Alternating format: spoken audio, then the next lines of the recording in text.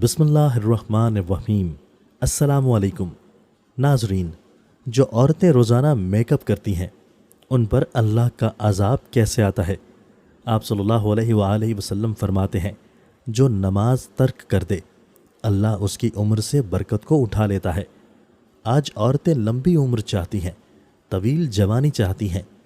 ہر عورت کی یہ تمنا ہے کہ میری عمر لمبی ہو، لیکن آپ صلی اللہ علیہ وآلہ وسلم نے فرمایا، نماز چھوڑنے والوں کی عمر گھٹا دی جاتی ہے، نماز چھوڑنے والوں کے چہرے سے نورانیت چھین لی جاتی ہے۔ خواتین جو خوبصورت کہلانے کے لیے کبھی پارلر کے چکر لگاتی ہیں، میک اپ کا سامان ہزاروں روپے میں خرید کر لاتی ہیں، میک اپ پر اتنی توجہ دی جا رہی ہے۔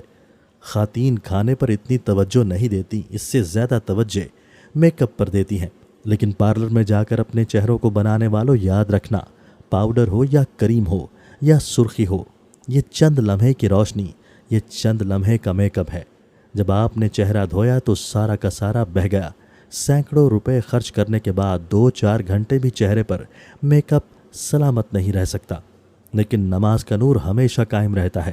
اور جو آئی برو بنوا رہی ہے، کوئی بال کٹوا رہی ہے، وہ اپنے لیے جہنم کا سامان کر رہی ہے۔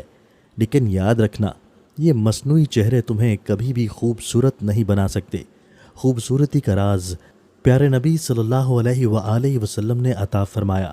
فرماتے ہیں، جو کثرت کے ساتھ وضو کرے گا اس کے چہرے دنیا میں بھی چمکیں گے، موت کے وقت بھی چمکیں گے، اور قیامت میں بھی چمکتے نظر آئیں گے۔ وضو سے بڑھ کر کیا آخر میک اپ ہو سکتا ہے؟ نورانیت کیا ہو سکتی ہے؟ آپ صلی اللہ علیہ وآلہ وسلم نے تو وضو کرنے والوں کو دنیا میں بھی چمک کی بشارت عطا فرمائی اور آخرت میں بھی چمک کی بشارت عطا فرمائی۔ آپ صلی اللہ علیہ وآلہ وسلم نے صحابہ سے فرمایا، اے میرے صحابہ، میں اپنے امتیوں کو قیامت کے دن پہچان لوں گا۔ صحابہ نے عرض کی، آقا وہاں تو بے شمار لوگ ہوں گے، آپ کیسے پہچانیں گے؟ آپ صلی اللہ علیہ وآلہ وسلم نے فرمایا، یہ بتاؤ، اگر کالے گھوڑوں میں سفید گھوڑوں کو کھڑا کر دیا جائے تو سفید گھوڑوں کا مالک کیا اپنے گھوڑوں کو نہیں پہچانے گا؟ صحابہ کرام نے عرض کی، کیوں نہیں یا رسول اللہ؟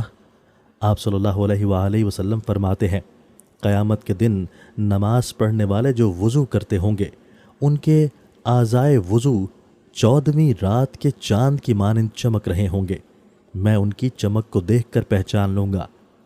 اے خاتون جنت کی کنیزو، اتنا بڑا المیہ ہے، ہم نے پیسے خرچ کر کے اپنے چہرے بنائے، لیکن یہ مصنوعی چہرے اور مصنوعی میک اپ وقت سے پہلے عورتوں کو بوڑھا کر دیتے ہیں، اس لیے کہ اس میں ایسے کیمیکل ہوتے ہیں جس سے وقت سے پہلے چہرے پر جھریاں پڑنے لگتی ہیں، جوانی میں ہی چہرہ بوڑھا نظر آنے لگتا ہے۔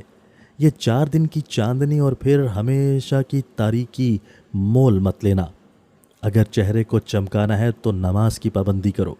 آپ صلی اللہ علیہ وآلہ وسلم فرماتے ہیں، قرآن میں ارشاد ہے، جو اللہ کے لیے رکوع اور سجود کرتے ہیں، اللہ سجدوں کی برکت سے ان کے چہروں کو چمکا دیتا ہے اور ان کے چہروں کو رعنائیاں عطا کرتا ہے۔ صابن کا ایجاد تو ابھی ہوا ہے، آپ صلی اللہ علیہ وآلہ وسلم کے پردہ فرمانے کے بعد ہوا ہے۔ صحابہ کے دور میں تو صابن بھی نہیں تھا، سیدہ فاطمہ کے دور میں تو صابن بھی نہیں تھا۔ لوگ اگر چربی والا کھانا کھا لیتے تو لوگ اپنے تلووں سے اس چربی کو صاف کرتے، پانی سے ہاتھ دھلتے، لوگ چربی دور کرنے کے لیے یوں مٹی کا سہارا لیتے۔ حضرت سیدہ ام سلمہ رضی اللہ تعالی عنہا خود کہتی ہیں، آپ صلی اللہ علیہ وآلہ وسلم جب کبھی حاجت سے باہر تشریف لاتے تو دیوار پر ہاتھ ملتے۔ فرماتی، میں ابھی بھی تصور میں حضور کو دیکھ رہی ہوں کہ حضور باہر تشریف لا کر دیوار سے ہاتھ مل رہے ہیں۔ اگر صابن چہرے چمکاتا تو یہ چہرے بے رونق کیوں نظر آتے ہیں؟ یہ چہرے بے نور کیوں نظر آتے ہیں؟ سفید چمڑی کا نام نورانیت نہیں ہے، سفید چمڑی کا نام حسن نہیں ہے، اس لیے کہ انگریزوں کی چمڑی تو سفید ہوتی ہے لیکن چہرے دیکھ کر گھن آتی ہے۔ حضرت بلال رضی اللہ تعالیٰ عنہ کے چہرے پر وہ کیا رعنائی تھی کہ جنت کی حوریں تمنا کرتی تھی کہ بلال کے حسن کی خیرات ہمیں مل جائے۔ تو واضح ہوا کہ صابن اور میک اپ انسان کے چہرے کو وہ رعنائی نہیں دے سکتے جو اللہ کی عبادت عطا کرتی ہے، جو سجود عطا کرتے ہیں۔ آج خواتین خوبصورت بننے کی دوڑ میں لگی ہوئی ہیں۔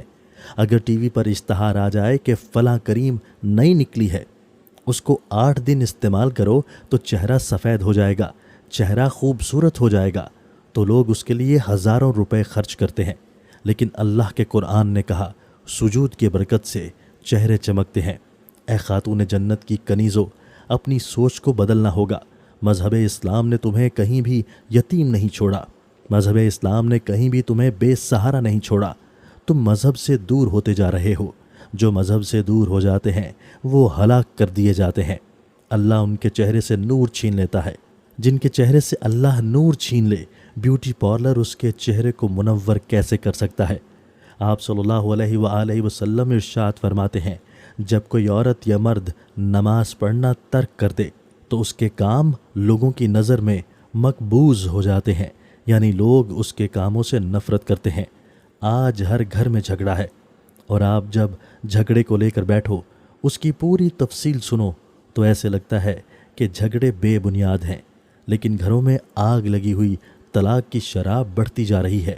یہ آگ جو لگی ہے وہ صرف بے نمازی پن کی بنیاد پر ہے۔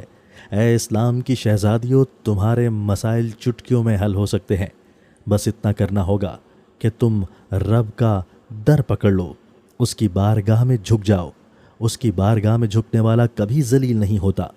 آپ صلی اللہ علیہ وآلہ وسلم ارشاد فرماتے ہیں، جب کوئی بندہ اللہ کی بارگاہ میں سجدہ ریز ہوتا ہے تو اللہ فرشتوں سے کہتا ہے، فرشتوں دیکھو میرا بندہ سب کو چھوڑ کر میرے پاس آیا ہے، مجھے اپنی عزت کی قسم، جو سر میری بارگاہ میں جھکے گا میں اس کو کبھی ذلیل ہونے نہیں دوں گا، میں اس کو بلندی عطا کروں گا۔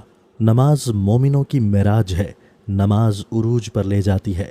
آپ صلی اللہ علیہ وآلہ وسلم فرماتے ہیں، نماز ترک کرنے والوں کے رزق سے اللہ برکت اٹھا لیتا ہے۔ آج رزق کی برکت کی شکایت، رزق کی تنگی کی شکایت کہاں نہیں؟ لاکھوں کمانے والے بھی تنگی کی شکایت کر رہے ہیں، اس لیے کہ اللہ کا ڈر چھوٹا تو برکت گئی۔ اللہ پاک ہمیں بہتر عمل کرنے کی توفیق عطا فرمائے اور ہمیں نیکوکاروں میں شامل فرمائے۔ آمین یا رب العالمین۔